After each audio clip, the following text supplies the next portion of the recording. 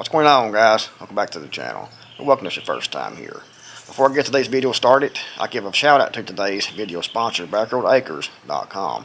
They're offering 3+ acre tracts of land in Wood County, Oklahoma, about 1 to 2 miles outside of Oklahoma City and Tulsa, Oklahoma. The tracts have easy access off of well-kept county roads with power already on the property. They're also offering financing with $499 down or 20% discount if you pay in cash. And if you mention my name, MD Creekmore, then you'll get an extra $1,000 off. I don't get anything out of this. I don't get any kickbacks, any commissions or nothing off these sales. It's just a discount for my subscribers here on this channel. So mention MD Creekmore and get $1,000 off of the property. I'll put the contact information in the description box below for backwoodsacres.com. Need to talk to Jeremy Charlton when you call. Now guys, with that said, should you be even thinking about relocating this late in the game? I mean, right now, we are in the midst of a collapse. The United States is collapsing into, third world country. I've talked about this before on this channel many times. And it's a slow collapse. I don't know for sure how long it's going to take for the complete collapse to happen. So I don't know if you have time to actually relocate or not. But to be honest about it, if you are in certain locations, those Democrat-controlled states, and especially those Democrat-controlled cities within those Democrat-controlled states, then moving could definitely be an option if at all possible, because those places, as we saw during the first COVID lockdowns, those places got to be a mess really quickly.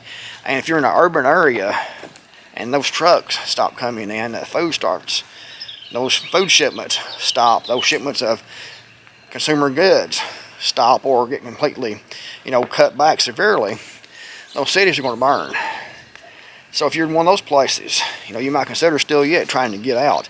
You'd probably be better off, with some land in Oklahoma and Tennessee and Kentucky, Florida maybe. I wouldn't go to Florida. Florida's a good state as far as the governor goes, seems like, and the conservative politics, but there's a lot of people in Florida. I think there's like 20-something million people in Florida. That's a lot of people in that state. And Tennessee, I think, has 6-something million people in Tennessee, so there's less people in Tennessee than there are Florida, and the state's about the same size. And personally, I'd rather have fewer people. That's one of the advantages of having retreats, in the Northwest, for example, because there's actually fewer people. There's no perfect place to be, when the collapse comes. But the farther you can be away from people, and if the governments are more conservative in the location you're at, in the state, in the city, in the county where you're at, you're going to be better off. So, if you're in a bad situation right now, in a really bad location, then moving could definitely be a huge plus for your potential survival. And what should you look for, once you do decide to move out from where you are to a different, better location? You should look for 3+ acres of land, in my opinion. I mean, you can do a lot on half an acre of land, but the more you... He's happy back there. He's cocky. He's like his owner, he's cocky. But, what was I saying? Oh yeah, how much land you need? A minimum, I think, of 3 acres. 5 is better, 10 is even better than that. Actually, the more acres you have, the better off you are to a certain point, because you have more options of where to put your home. If there's not a home on the property already, you can put your home where you wanted it at. If you have 5 acres, 10 acres, you can put the home in the middle of that and have more room between you and your neighbors, for example. You should also look for level land. My land here, as you can see, is not level. It's one of the big mistakes I made when I bought this property right here, is the land isn't level, and it makes everything more difficult. Like I go in here to feed the chickens, I have to walk down the hill, walk back up the hill. It'd be easier if it was level. Plus, building, on property that's level is much easier, because you already have, that level ground to build on. Here, the chicken coop down there. When I had that put in, I'd have a dozer come and actually level a place off to put that coop. So look for 3+ acres of level ground, and it's important to also look at your neighbors. You want to drive around the location and see what the neighbors look like, what the neighborhood looks like. If the neighborhood is a trashy neighborhood, for example, if it's ran down, if there's homes that are not well kept, if the yards are grown up, weeds and grass, if you have a lot of junk in the yard and things like that, that could be a sign that you don't need to be moving that location. You need to move to a better location. If you meet some of the people and they just give you that bad feeling, then you might want to move on. These gnats are getting bad here, guys. It's going to rain, so the gnats are actually getting bad. They just love to eat my face off. But look at the people, look at the location, look at how the houses are maintained.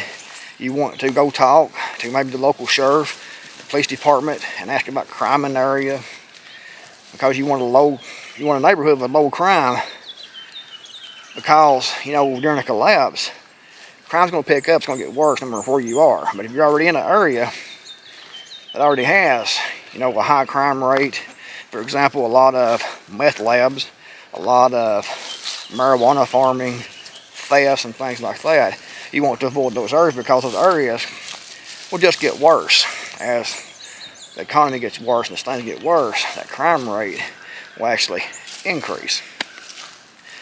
Another thing you can do is to go out to the local convenience store nearest the property that you're looking at, and just sit in the parking lot and look at the people going into the store. Look at how they act, look at how they're dressed. And these gnats are killing me. Look how they're dressed, how they act, and try to figure out, do you want those people as your neighbors? And if you do, then that's great. But if you don't, you get that feeling, that gut feeling, listen to your gut. You might want to go somewhere else, for example, move somewhere else, maybe look for a different location. It's hard to think, guys, these gnats eating my face off. Another thing you should look at is water. Is there water on your property? Is there a well? Is there a stream? Is there a creek? Is there a river nearby? What would happen if those utilities got cut off and you couldn't, turn on the tap to get water out? Where'd you get your water at? Is there sufficient rainfall to put in rainwater catchment systems? And yes, guys, I know I still sound terrible. I can't breathe. My sinuses are still all stopped up, so overlook how I sound in this video.